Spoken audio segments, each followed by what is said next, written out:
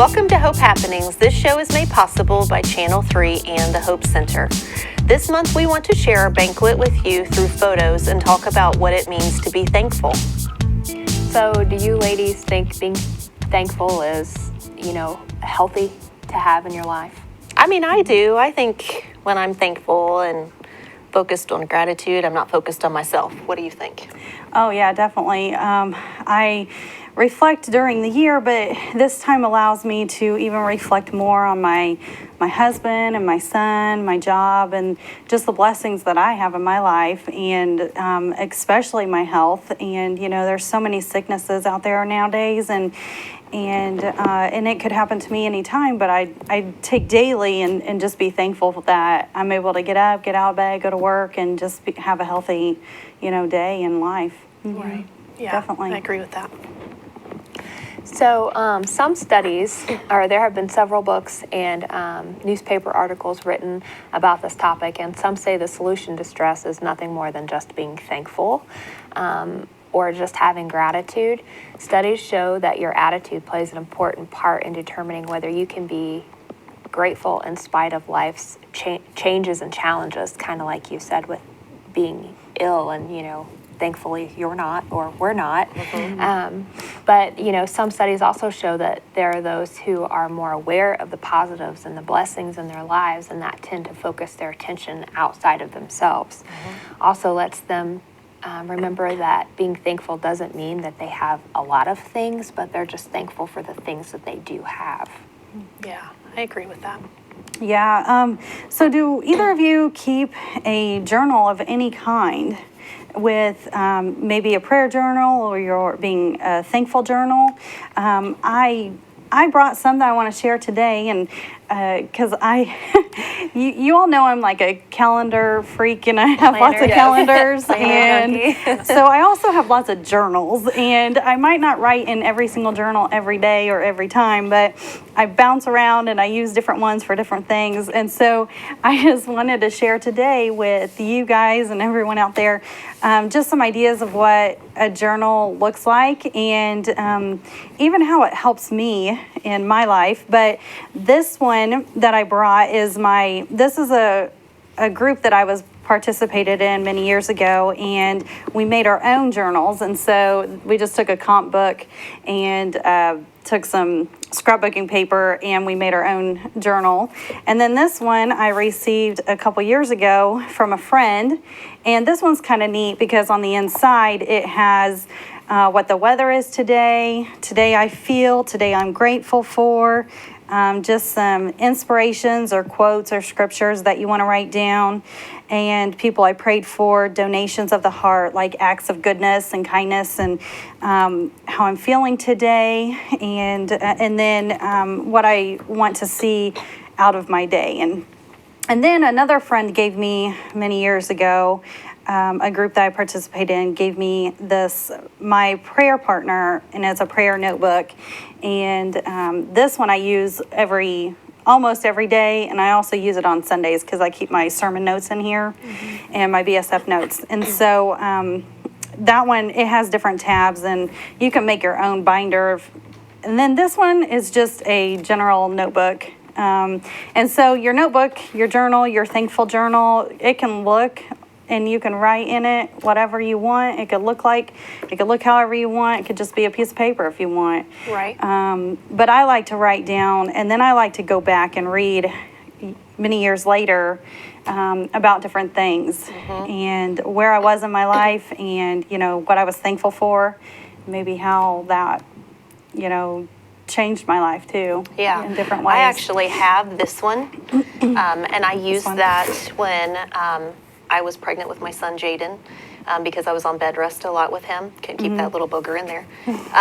And so I found that the other day, and I remember going back and reading all the prayers I had written out for him, that he would develop, like he was supposed to, 10 fingers, 10 little toes, mm-hmm. and so mm-hmm. it's kind of nice to go back, where you've written those things and have some reflection on how God answered those prayers, and to see where you were during that time. And I did that when I was pregnant. I had I don't want to get off track, but my husband and I had trouble getting pregnant. We were told we wouldn't be able to have any kids. Right, us too. And so a lady had told me she started journaling because she had went through the same thing. And so I just started journaling, and I started writing for a future child of mine. And I would pray for that God would provide a child. And we did we went through many things, doctor's visits and doctors telling us we would never have kids of our own, and lots of money and medication and things like that. And finally one day we just said, that's it, we're done. And we just prayed and gave it to God, and we were actually pregnant the next month.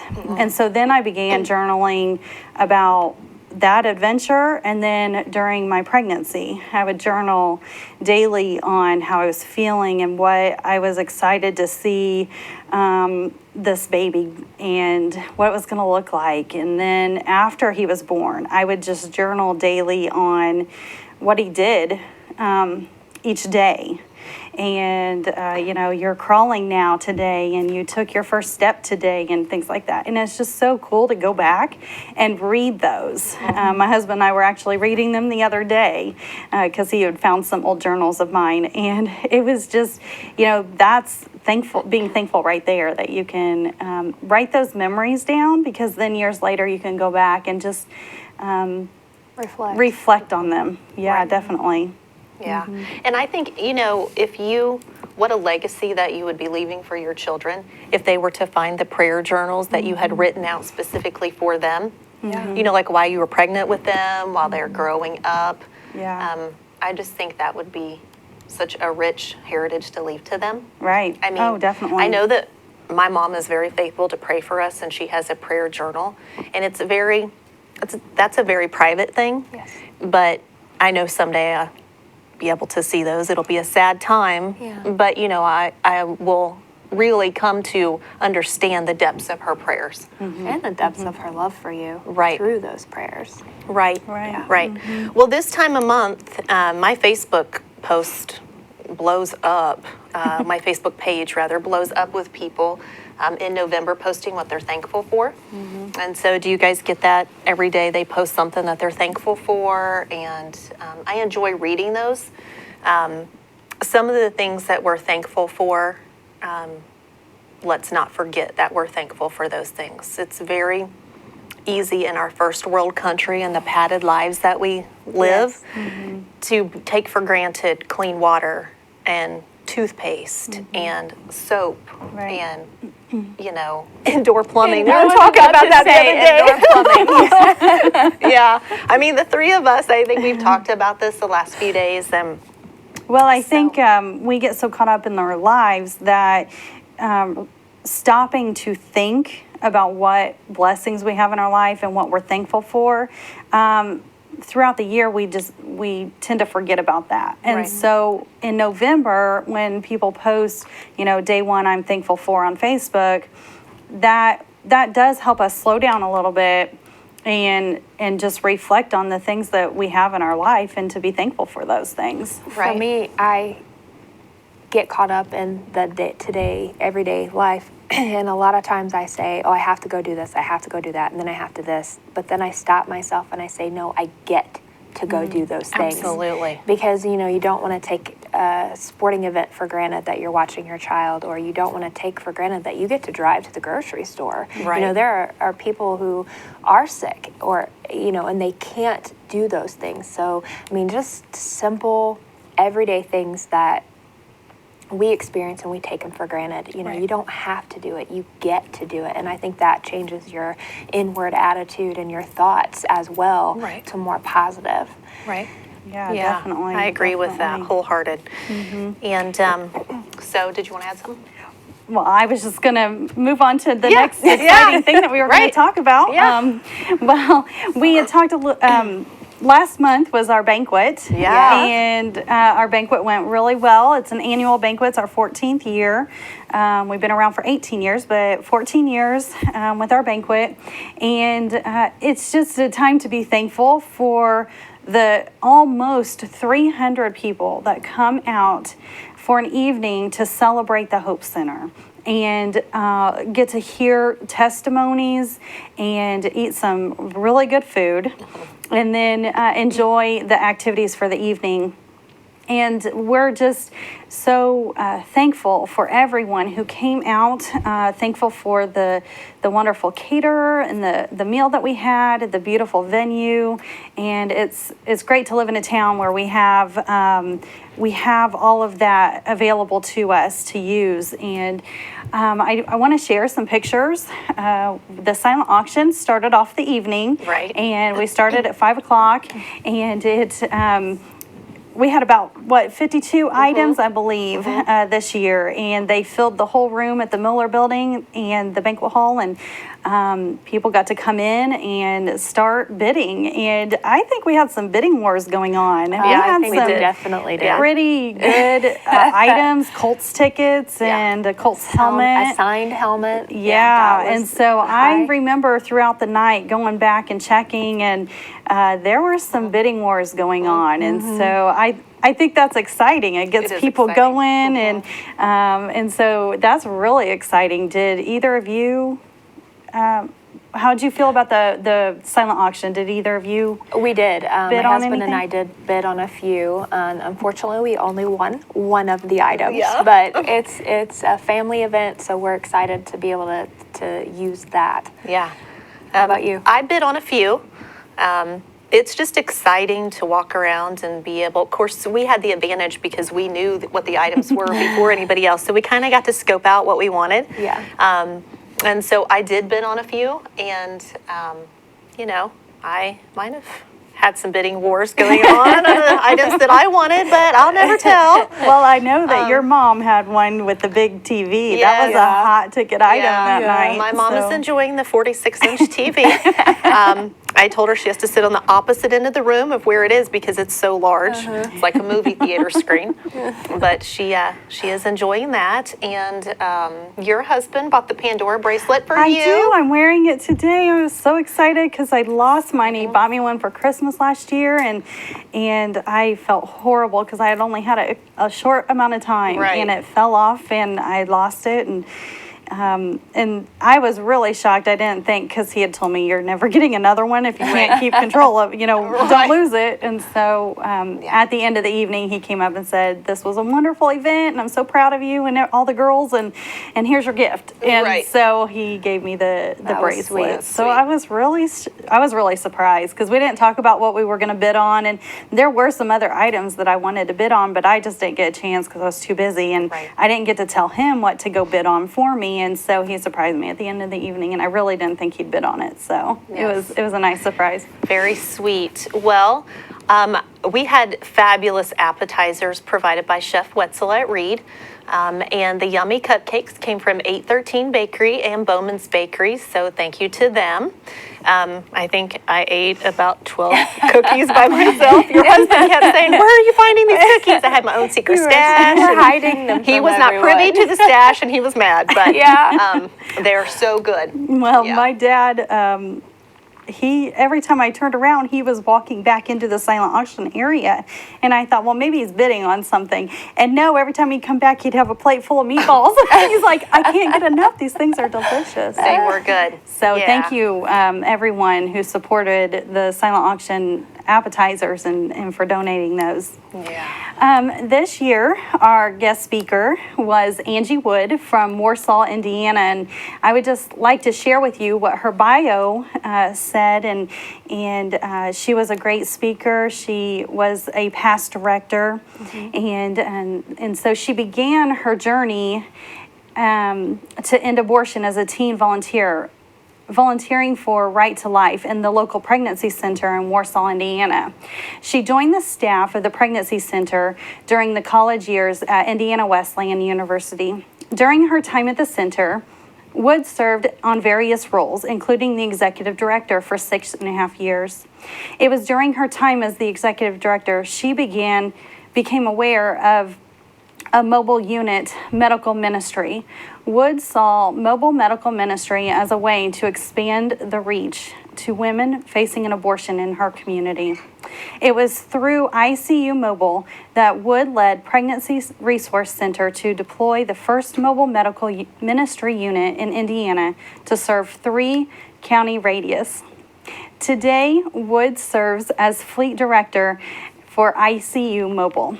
It is her passion to encourage and equip pregnancy resource centers to fulfill the Great Commission to go and serve women, save lives, and share the ministry through the mobile unit.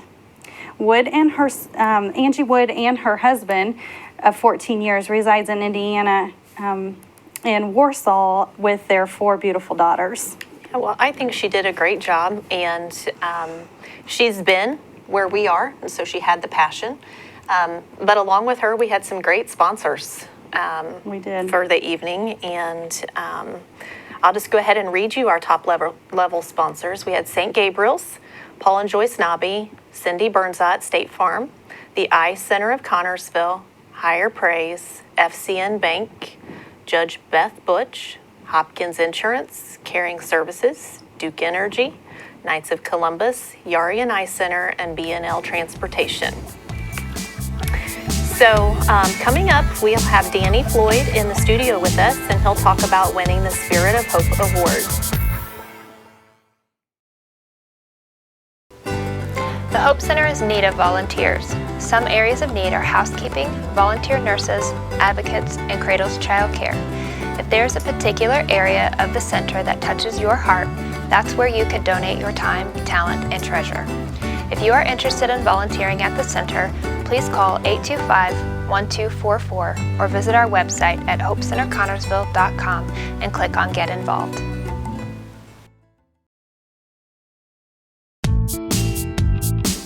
Welcome back. I have with me today Danny Floyd from One Step Ministries.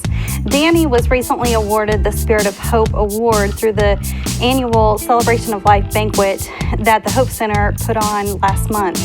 And each year the Hope Center awards an individual in the community who provides hope to others in need. And Danny, I just want to thank you so much for coming on today. And I know that this is a little bit out of your comfort zone, but you know, it's so nice to be able to sit with someone who's made a difference in our community and then put it out for people to see so that they can hear your story. And especially if someone wasn't able to make it to the banquet, that they're able to hear a little bit about your story and what you've done in your life. And so if you wouldn't mind, I'd like for you to share a little bit about your testimony and your life and the way God has just been there and helped you. Well, when I was walking into the Hope Center today, I saw a guy walking from the courthouse, and it reminded me of my past, on how I went in and out of the court system since I was about 12 years old, and even as a child, being taken away from my mom and dad. I've been in the spotlight in a negative way throughout all my life until I was 26 years old, and I've been on the streets, selling cocaine, to doing drugs, to just doing the most, and just out of the box stuff. And I was raised around a dysfunctional family, but yet God made it possible for me to be able to get out of that lifestyle. And I no longer do those things anymore. I don't have a desire to sell cocaine. I mean, because that was my problem. I loved money, and I would do anything and everything to get it, whether I had to steal, cheat, and go out there and sell drugs on the street and ruin people's lives. I was going to do it. And now my desire in life is to actually help people, to point people to Jesus, because there is no help without Jesus. Mm-hmm. Mm-hmm. And apart from him, we're nothing. And now that I have Jesus in my life, he's propelling me to go out and help people from the same lifestyle I've came from.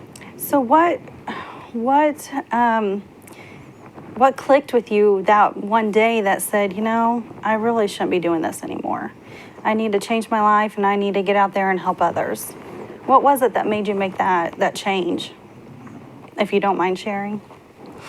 In 2008, I was taking care of my son and my ex-wife. I was on work release. I was hooked on Roxycodones and Oxycontins. Every day I got out of work release, I would have to do me a pill. I'd stop over. I couldn't even make it home. I would stop over at the gas station and have to snort me a pill right there on the bathroom toilet. And just something just rose up in me, and I didn't want to do it anymore. I'm like, I can't do this anymore. I would be driving down the road and just tears would just jerk up out of me, and I didn't know I didn't know how to change. I didn't know what it was going to take. And so I kind of started crying out to God. And I said, God, I need your help. I can't do this anymore on my own. And then one day, I even had money in my pocket. This is just kind of like the life that I've lived. I was greedy. It didn't matter if I had money in my pocket or a bottle of pills. I still wanted more. And I went to Walmart over in Wayne County, and I went in there and changed some tags on an item to try to get me another Oxy. And I got a little nervous thinking that they probably caught me, and so I went into the bathroom, came out, and I was surrounded by Walmart employees and security. And then I just sat there and thought, great. Now I'm going to violate my work release. I'm going to get stuck, and I ain't going to be able to do nothing about this. And so I tried running, and I sprinted right between a couple of them. They got a hold of my shirt. I fell, and then they jumped on me, and then I was at Wayne County Jail. I found myself in Wayne County Jail trying to manipulate, trying to get out of there. And then all of a sudden, the lawyer that I had at the time came in and said, keep the faith. Because I said, look, get me out of here. Get me out of here. And that word, keep the faith, rose up inside of me. I needed something, and it was Jesus. And that word faith, keep the faith, because all I've ever done is kept my faith in nothing but money, lawyers, and myself. Mm-hmm. And so finally I ended up realizing I just needed to give up, because in the Bible it doesn't talk about we need to find ourselves. It talks about that we need to lose ourselves. Right. Mm-hmm. And I needed to lose myself because there was nothing good living in me, and I needed Jesus. Right. He was your only hope. And wow, what a wonderful testimony, and I thank you so much for sharing that. And I know that that's probably hard, and I maybe with your testimony out there, someone is going to hear this and they'll want to change their life as well. Danny, you've done some great work with One Cent Ministries, and now with the house where you're at. Could you share what One Cent Ministry is and when it started and why it started, and then now where it's at? Because I know that you're at the House of Job now. Is that right? Yes. And so, can you just kind of tell that journey with One Cent Ministry? To kind of make it short and sweet, when I was incarcerated, I sat in there, and God wanted. I really believe that God spoke to me and said He wanted me to open up a recovery home for men. Although I didn't know it was going to be called One Cent Ministries. And so me and a few guys that were in there, we would talk and we'd lay out, different plans on what we were going to do when we got out and how it was going to get ran. And although those friends that I had made in there, it didn't work out with us, God was still faithful to make it happen. Mm-hmm. And so I was reading my Bible one day, and I was praying, and I said, God, what do you want the name of this ministry to be? I said, because I don't want to name it. I want you. I want your name to be on it. And there's a house that's called I think it's called Jesus House, or I can't remember what it's called up in Indianapolis. And so I didn't really want to name it something that somebody else already had, because you can't, do that. So I came across a scripture where it says that in John chapter 6, verse 29, it says, the work of God is to believe on the one sent. And so God said, that's what I want it to be right there, because his name's all over it. The One Sent Ministries, One Sent. Jesus is the one sent. Right. And then he sends us out.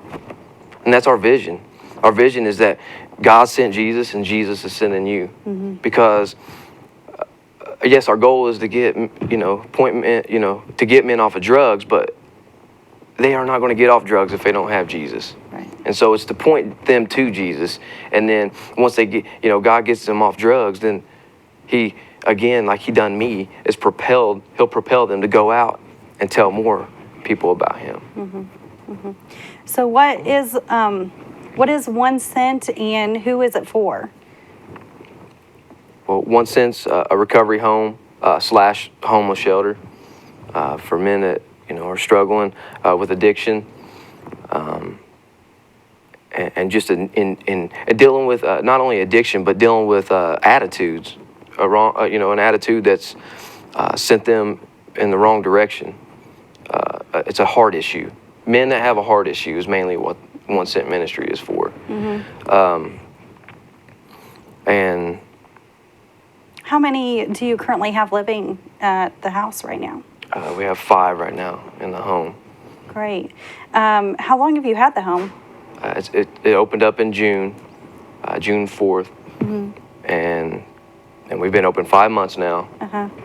Do you have any testimonies that you want to share? You don't have to share names or anything, but have you had anyone that's came in and you've really seen God just do wonderful things in their life? Yes, I've actually seen within that 5 months, I've seen at least every one of them at least be touched by Jesus. I will say that.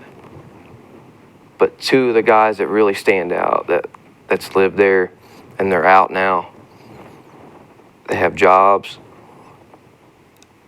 They're now citizens of this community. They have their own. Well, one of them has their own home, and he's actually just took a test to get his license yesterday. Now he's doing the driven test next week, and be getting his license next week, and driving on the road. And I mean, he's just back in his kids' lives. He's just doing awesome things, and God's done amazing things in him. And like I said, God's propelling him to go out and do amazing things through Jesus. That's wonderful, and it's just amazing your life and where you came from and how you've changed your life, and now you're in our community helping others change their lives. And I'm just in awe of what you're doing, and I'm so happy that you're a part of this community, and that you were able to come and share your story on Hope Happening. So thank you very much, Danny. I appreciate it. Thank you, Marla.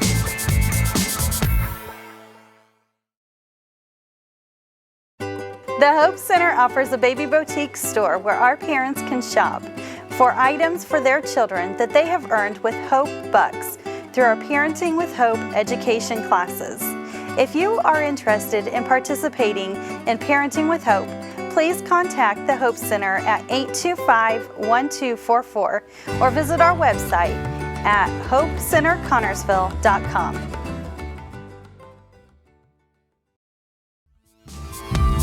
A special thank you to all who participated, donated, and attended the banquet this year. If you would like to participate in the banquet next year, please contact the Hope Center at 825-1244. Thank you for watching Hope Happenings. Visit our website at hopecenterconnersville.com. And remember, hope can change everything.